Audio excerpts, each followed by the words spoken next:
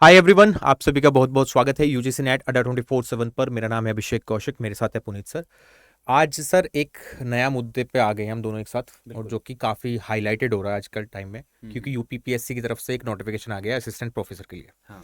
अब बहुत सारे बच्चे कंफ्यूज हैं कि क्योंकि वो दूसरे स्टेट में है और ये वो फॉर्म फिल करना चाहते हैं। उनका नेट क्वालिफाई है, बट कैटेगरी वाला कुछ प्रॉब्लम आ रही है। तो उस पर एक बार बात कर लेते हैं सर, क्योंकि अभी इससे पहले भी देखने को मिला था एचपीएससी में सर ये चीज़। हाँ, हरियाणा वाला जब आया था तो वहाँ जी। पर भी ऐसा नोटिस था और काफ़ी मेरे स्टूडेंट्स को डाउट भी था, तो वहाँ पर भी हमने जो है बच्चों को समझाया था। और अगर आपको ये पॉलिसी या फिर ये चीज़ें पता नहीं है तो आप डेफिनेटली आप फॉर्म भर सकते हो, पेपर में बैठ सकते हो, लेकिन उसके बाद आप डॉक्यूमेंट वेरिफिकेशन में आप बाहर निकाल दिए जाओगे।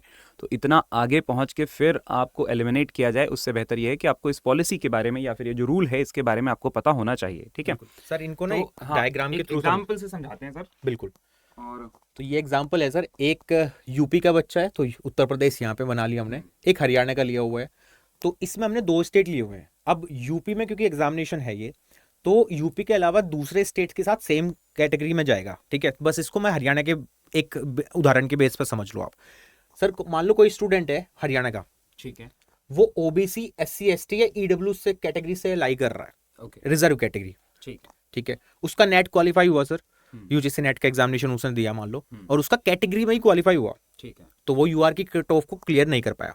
ठीक ऑल है। साइंस का एग्जांपल ले लेते हैं सर। हाँ, बट वो अपनी ओबीसी की कट ऑफ उसने क्लियर की है और उसका बिल्कुल नेट क्वालिफाई है, लेकिन अनरिजर्व की कट ऑफ जो थी वो उस लेवल तक नहीं पहुंच नहीं पाया है। पहुंच ठीक पाया। है, तो क्या ये बच्चा यहाँ पर फॉर्म भर सकता है? वही तो अब इसका मन करेगा कि मैं तो यूपी का फॉर्म निकला है, अच्छी वैकेंसीज आई हैं, हाँ। 1253 वैकेंसीज हैं, हाँ। मैं तो यहाँ फॉर्म फिल करना चाहता हूँ। ठीक है। तो वो आएगा, वो यहाँ पे फॉर्म फिल करने की सोचेगा और वो फॉर्म फिल कर भी देगा, तब भी उसको कोई प्रॉब्लम नहीं आएगी। जैसा आपने ऑलरेडी मेंशन किया कि प्रॉब्लम आएगी उसको जब वो उसका डॉक्यूमेंट डॉक्यूमेंट वेरिफिकेशन। वेरिफिकेशन में तो बिल्कुल। अब इसको क्या करना पड़ेगा, जो रिजर्व कैटेगरी का बच्चा है वो यहाँ पे एज ए जनरल काउंट होगा, एज ए अनरिजर्व काउंट होगा। ठीक है। तो तो अब सर मेरा सवाल यह है, जनरल काउंट होने से आपका क्या मतलब है? कि क्या वो जनरल की सीट अवेल कर सकता है, रिजर्वेशन सीट अवेल नहीं कर सकता, या फिर इस सर्टिफिकेट में कुछ इशू है और वो कैसे सॉल्व होगा? एक बार उस पर आप बताइए। तो वो क्या करेगा, जैसे रिजर्व कैटेगरी वो हरियाणा में है सर, ठीक है। वो यूपी में, हरियाणा यूपी में रिजर्व कैटेगरी में नहीं जाएगा, वो यहाँ पे अनरिजर्व में काउंट हुआ। ठीक है। तो वहां पे उसको यहाँ पे एक सर्टिफिकेट चाहिएगा जो कि यूआर कैटेगरी में उसका क्वालिफाई होगा, नेट का सर्टिफिकेट। पर ये तो पॉसिबल नहीं है ना, जब तक वो दोबारा यूआर में जो है वो क्वालिफाई करेगा तब तक तो फॉर्म फिलिंग ही बंद हो जाएगी। तो Exactly. दूसरा ऑप्शन क्या है? कोई ऐसा बच्चा जो जो जिसने ओबीसी से नेट क्वालिफाई किया है, बट उसने जनरल की कट ऑफ भी क्वालिफाई की है। ठीक है, कि मान के चलो उसकी ओबीसी की कट ऑफ जो है वो 98.5 थी और मान के चलो जनरल की कट ऑफ 99.3 थी।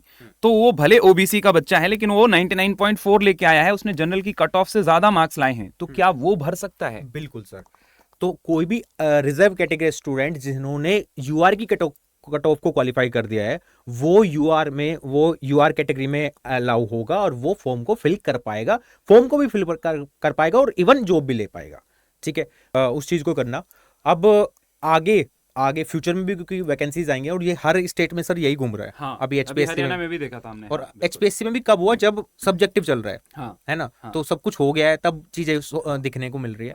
तो अब आने वाले टाइम में भी अगर आपने कैटेगरी में क्वालिफाई किया है, आपके लिए स्टेट में तो फायदा मिलेगा, बिकॉज वहां पर रिजर्वेशन का बेनिफिट उठा पाओगे आप।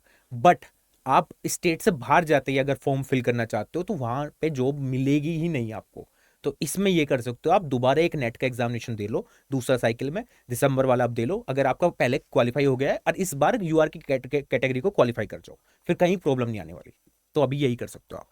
तो यही हम दोनों को आपको बताना था। बिल्कुल। और अगर वीडियो अच्छी लगी है तो लाइक कर देना, चैनल और पर नए हो तो यूपीपीएससी जो असिस्टेंट प्रोफेसर की भर्ती है उसके अराउंड आपके जो भी डाउट हैं, आपके मन में जो भी कंफ्यूजन है, आप नीचे कमेंट सेक्शन में जरूर उसको जो है वो पूछिएगा। हम डेफिनेटली आपके लिए एक सेपरेट सेशन में हम आपके सवालों का जवाब देंगे। ठीक है, बिल्कुल बिल्कुल। चलो, thank you so much for thank you joining guys. And all the very best.